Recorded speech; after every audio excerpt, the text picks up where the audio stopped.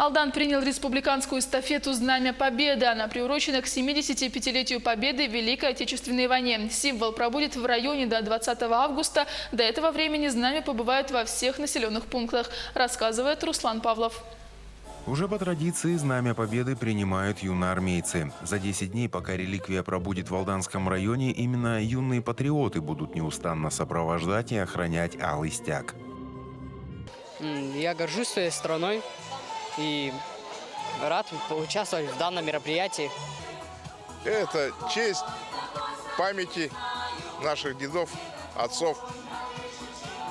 Короче, каждый достойный себя уважаемый человек обязан прийти, повстречать, проводить Знамя Победы.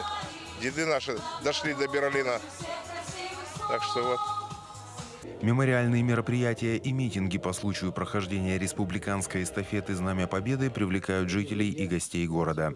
Из людской памяти не вычеркнуть подвиг советского народа, который защитил от врага не только свою землю, а и принес мир всей Европе.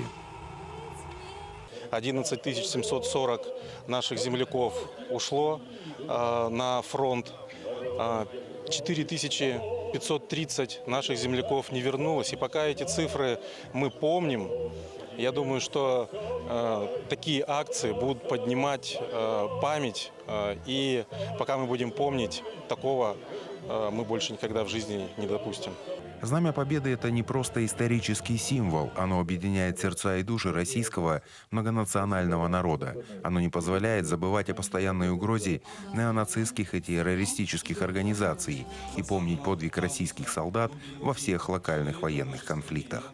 Да, у нас 2 сентября этого года, буквально вот вчера прибыл памятник погибшим нашим ветеранам на полях локальных военных конфликтов.